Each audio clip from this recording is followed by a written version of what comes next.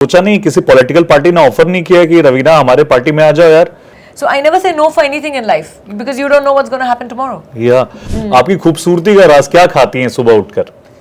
भीगे हुए बादाम, काजू, अखरोट, हाँ। मिठाइयाँ बहुत खाती हूँ मैं यार। झूठ है ये? भाई लोग बोलते हैं एक स्वीट टूथ होता है ना, मेरे सारे ही दांत जितनी बत्तीसी है वो मीठे हैं। तो उन्होंने एक हेडलाइन बना दिया आज इंडिया टुडे में, रवीना रिजेक्टेड। हाँ, यही मैंने पढ़ा। मैं कहा व्हाट? रवीना एक्ट्रेस नहीं होती तो क्या होती?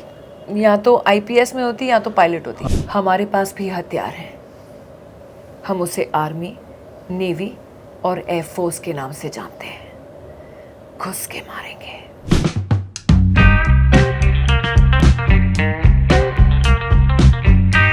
और ये मेरा सौभाग्य है कि मैं इनसे बात कर रहा हूँ। हमारे साथ हैं खूबसूरत, talented, gorgeous Raveena Tandon ma'am. Ma'am बहुत बहुत स्वागत है आपका रेडियो सिटी पे। थैंक यू सो मच विजेता। सबसे पहला सवाल तो यही है कि ईश्वर से, गॉड से क्या सेटिंग थी? टैलेंट ले लिया, खूबसूरती ले ली, लोग जो होते हैं मतलब धीरे धीरे एज से बढ़ते हैं, आप कम होती चली जा रही हो।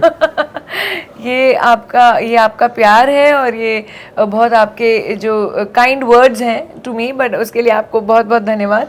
लेकिन एक्चुअली मैं कहना चाहूँगी, और मैं जो लोगों से भी कहती हूँ, कि इसका और कोई बहुत बड़ा राज नहीं है, लेकिन बस दिल खूबसूरत होना चाहिए, वो अपने आप ही आपकी शक्ल पे आ जाता है। थ्रू आउट ईयर्स एक ग्लैमर वर्ल्ड में हो आप, अपने आप को मेंटेन रखना और अपना नाम करना, प्लस आपने वैसी भी फिल्में की है जो प्योर एक्टिंग बेस्ड फिल्में थी। उसमें बहुत सारे अवार्ड्स भी मिले हैं, उसके बारे में हम आगे बातें करेंगे। तो ये सर्वाइवल जो है, इसके लिए क्या किया आपने? आई थिंक बहुत सारे सैक्रिफाइसेस भी करने पड़े, कुछ ऐसे रोल्स, कुछ ऐसी फिल्मों के, प्रोफेशनली भी। कभी कभी ऐसे भी लगता था कि हाँ, you know, to a certain extent एक पॉइंट आया जहाँ घर गृहस्थी भी संभालनी है, बच्चों को भी बड़ा करना है।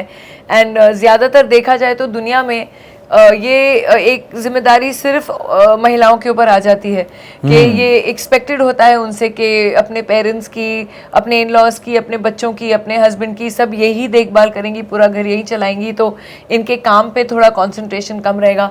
लेकिन लकीली मेरे परिवार ने मुझे बहुत सपोर्ट किया, and even after my children you know I got the opportunity कि या तो मम्मी या तो मेरी मदर इन लॉ बच्चों को संभालती थी, और मुझे वो मौका मिला कि मैं भी जाके यू नो अच्छा काम लूँ। एंड लकीली फॉर मी इसमें थोड़ी मैं किस्मत की भी कहूँगी कि मेहनत और सिंसियरिटी तो हर एक इंसान को अपने काम की तरफ होना ही चाहिए, लेकिन थोड़ी बहुत किस्मत की भी ज़रूरत होती है। तो लकीली फॉर मी मुझे भी ऐसे किरदार ऑफ़र होने लगे जहाँ मैं अलग अलग तरीके के किरदार निभाऊं।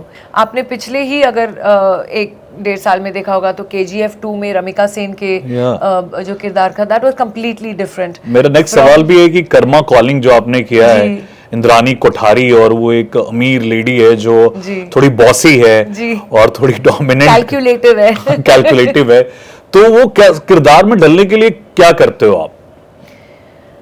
देखिए, ज़्यादातर अगर हम एक्टर्स अगर देखा भी जाए तो काफ़ी एक्टर्स बहुत कंफर्टेबल रहते हैं, जो वो रियलिटी में हैं वो स्क्रीन पे पोर्ट्रे करते हैं और वो बहुत बाखूबी करते हैं, तो आपको लगता है वाह क्या एक्टर्स हैं, लेकिन actually they only portraying themselves on screen. बहुत कम एक्टर्स होते हैं जो बिल्कुल जो आप रियल लाइफ में हैं उससे बिल्कुल ही एक अंतर रखते हुए हट के कोई और रोल को एक्सेप्ट करें। तो जैसे कि मैं स्टार्ट ही किया था बोलना कि जैसे रमिका सेन आपने देखा, वो एक पीएम का रोल था, strong lady and you know powerful lady.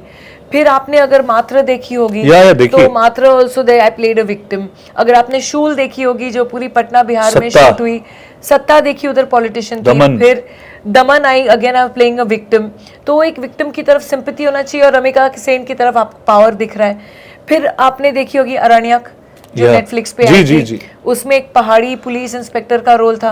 तो हर वो हमारी भाषा बोली भी अलग होती है, बॉडी लैंग्वेज अलग करना पड़ता है, एक स्टाइल अलग करना पड़ता है। And the same thing with Indrani Kothari. अब इंद्रानी कोठारी पूरी फुली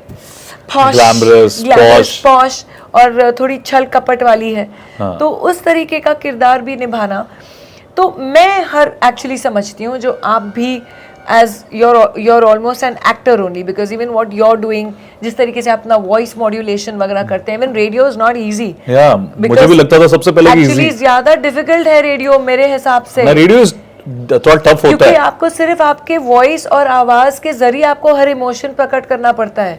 हमारे कैमरा के सामने तो लोग एटलीस्ट हमारा फेस भी देखते हैं तो पता लगता है चलो आंखों में आंसू है। आप नहीं, अपने हम लोग इतने voice से खूबसूरत कैसे नहीं है, करते इसलिए हम लोग रेडियो में आ गए मैम। खूबसूरत लोगों के लिए हमने ऐसी बात टीवी नहीं छोड़ है। दिया, फिल्में छोड़ दी। ऐसी कोई बात नहीं है, दिल खूबसूरत होना चाहिए, बस वही चीज़ काफ़ी है इस ज़िंदगी के लिए। फिर सो इट ऑल डिपेंड्स, कहीं ना कहीं I think we all multi faceted. हमारे अंदर कहीं ना कहीं वो हर एक भाग है जिस तरीके से हम किरदार निभा रहे हैं, उस भाग को बाहर लाना और आपकी पर्सनालिटी को चेंज करके कुछ कोई और बन जाना, वो एक एक्टर की खूबी होती है। That's the craft. एक चीज जो मुझे आपके अंदर बहुत अच्छी लगती है कि आवाज का मॉड्यूलेशन आपके पास बाकी सारे एक्टर्स की तुलना में मैं कहना चाहूंगा कि थोड़ा ज्यादा है। जैसे सत्ता में जब आप एक बहूस हो और जब आपको दबाया जा रहा है तब आप बहुत नॉर्मल हो, लेकिन जैसे ही आप स्पीच देने आती हो, वो जीप का सीन है और आप अचानक, जैसे राइमा जो वो आपने केजीएफ में बनी हो, आपके अंदर वो पावर आ जाता है, वो अथॉरिटी आ जाती है कि क्या बोल रही है। मुझे लगता है कि वो शिफ्ट होना, क्योंकि वाचिक भी एक एक्टिंग का पार्ट है, तो वो उसके लिए क्या करते हो आप? और एक डायलॉग मैं चाहता हूं कोई भी उस आवाज में एकदम जो बोल्ड रवीना टंडन है, तुम बैठो, और वो वाला मतलब मैं कर नहीं पा रहा हूं।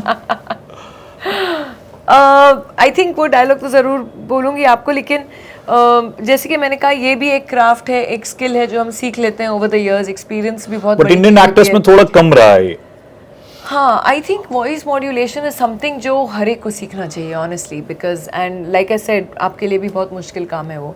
लेकिन as far as Karma Calling Indrani Kothari का था, उसके वॉइस में छल कपट भी आनी चाहिए, थोड़ा अथॉरिटी भी आनी चाहिए, पर इतनी अथॉरिटी नहीं जितनी रमिका सेन की। हाँ, बिल्कुल बिल्कुल, क्योंकि वो पीएम है। अलग अलग लेवल्स होते हैं जहां आप अपने आप को लेके जा सकते हो एज एन आर्टिस्ट।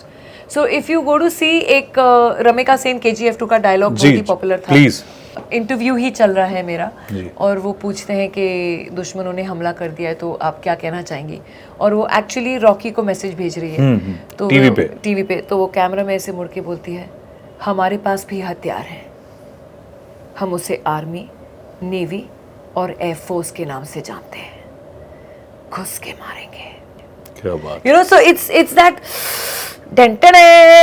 वाली फीलिंग आनी चाहिए आप जब डायलॉग बोल रहे हो। और मुझे तो जब भी रवीना टंडन का नाम आता है, मुझे सत्ता का वो डायलॉग याद आता है, आप माइक पे और जीप पे खड़े और बोल रहे, ये कोई, मुझे वो एक्चुअल याद नहीं है, लेकिन मतलब उतना शिफ्ट होना इंडियन एक्टर्स में मैंने बहुत कम देखा है। वो फिजिकलिटी में थोड़ा शिफ्ट हो जाते हैं लोग। एक और डायलॉग बहुत प्यारा है जो कर्मा कॉलिंग में है, जो डिज्नी प्लस हॉटस्टार पे चल रही है अभी इस समय।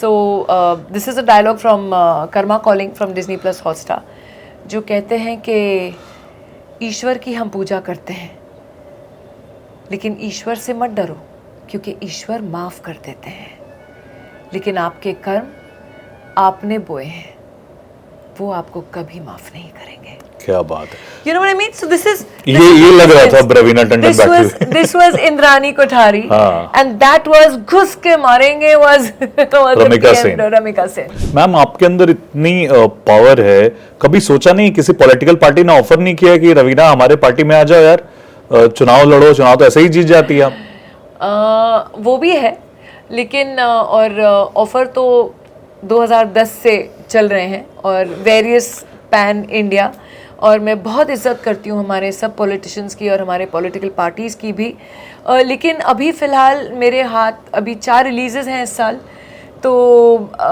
और मैं जो करती हूँ और जो मैं मुद्दा उठाती हूँ या जो मैं करती हूँ, मैं अपना 100% देती हूँ उसमें। आप तो मतलब जल्दी हम देखेंगे नॉट नाउ, अभी मेरी 4 रिलीजेस हैं, but never say never, but nonetheless अगर मुझे मैं सोशल वर्क काफ़ी करती हूँ वैसे ही, and if I get a chance कि if I can help someone at some point by my joining something, और आई फील कि ऐसी एक पार्टी है जहाँ मेरे आइडियोलॉजीज मैच कर रही हैं, आप वाकई ये you know this is something that I can do, I might. So I never say no for anything in life because you don't know what's going to happen tomorrow. हमारा rapid fire round है ma'am, जिसमें हम लोग तीव्र अग्नि round, इसमें कैलाश खेर से जब मैं इंटरव्यू कर रहा था, उन्होंने तीव्र अग्नि राउंड दिया, हिंदी कर दिया रैपिड फायर को। तो अगर आपने बेबाकी से आंसर किया तो हम बिहारी खाना आपको चावल दाल भुजिया पापड़ और लिट्टी चोखा खिलाएंगे जी, डन। तो सबसे पहला सवाल ये है कि अगर रवीना एक्ट्रेस नहीं होती तो क्या होती? या तो आईपीएस में होती या तो पायलट होती। हाँ, आईपीएस वाली पर्सनालिटी तो लगी रही। मेरा ड्रीम था वो ऑलवेज। मैं किरण बेदी जी की इतनी बड़ी फैन रह चुकी हूँ, मैं उनकी कटिंग्स छाप के रखती थी। और मैं अभी से नहीं बोल रही हूँ, मैं 90s से बोल रही हूँ। 90s से आप कोई भी मेरा इंटरव्यू उठा लीजिए, मैं तब से बोल रही हूँ ये। एंड तो वो मेरी आइडल थी और मैंने सोचा था मैं अपना 12th पास करके थोड़ा आईपीएस में घुस जाऊँ। योर फेवरेट को actor? Akshay Kumar, Govinda, Salman Khan, I Shahrukh? Think I will say Shahrukh. या अभी पढ़ रहा था कि डर मिलने वाला था आपको और आपने उसे छोड़ा भी। मैं कहीं पढ़ रहा था न्यूज पेपर अभी में। हाँ, वो क्या हुआ, इनफैक्ट मैं किसी को बोल भी रही थी कि यार आजकल ये लोग ऐसे टाइटल्स, तो मतलब जो आप स्टेटमेंट बोलो उसको तोड़ देते हैं। मैं किसी को बोल रही थी कि डर मैं करने वाली थी लेकिन नहीं हुई फॉर सम रीजंस। एक हमने फिल्म की थी जादू, साइन की थी साथ में आफ्टर ज़माना दीवाना, इतना बढ़िया म्यूजिक इतना, लेकिन वो जो डायरेक्टर थे वो ही पास्ड अवे बेचारे, उनका देहांत हो गया, तो फिल्म शेल्व हो गई। तो ये सब मैंने उनको बताया कि अलग अलग फिल्मों के साथ क्या हुआ, मेरे शाहरुख के साथ स्टार्स नहीं तालमेल। तो उन्होंने एक हेडलाइन बना दिया आज इंडिया टुडे में, रवीना रिजेक्टेड। हाँ, यही मैंने पढ़ा। मैं कहा व्हाट, अभी ये फिल्म शेल्व होना और रिजेक्ट क्या हो गया, ये कैसे दो चीजें अलग हो गई। मैंने बल्कि कमेंट उसमें भी डाला है कि भाई क्यों झगड़े लगा रहे हो। आपकी खूबसूरती का राज क्या खाती हैं सुबह उठकर? भीगे हुए बादाम, काजू, अखरोट, पिस्ते और खजूर, छुआरा और अंजीर, और हाँ, ये मेरा एक पहला बोल। तो मैंने सुना है कि एक्ट्रेस लोग चावल, दाल, चिकन, मटन ये सब नहीं खाते। आप खाती हो? मैं नॉन वेज इतना नहीं खाती हूँ। I am a wannabe vegetarian. हाँ। I am trying very hard to completely give up. लेकिन मिठाइयाँ बहुत खाती हूँ मैं यार। झूठ है ये? भाई लोग बोलते हैं एक स्वीट टूथ होता है ना, मेरे सारे दांत जितनी बत्तीसी है वो मीठे हैं, स्वीट टूथ है। क्या बात है। Your favourite exercise? मतलब चूंकि आप मॉम हो, इतनी खूबसूरत हो, नहीं करती हो? अरे बच्चों के पीछे भाग भाग के ऊपर नीचे अपने आप वजन घट जाता है। तो पूरे सिटी के साथ करने वाइब अभी कीजिए लाइक, शेयर एंड सब्सक्राइब।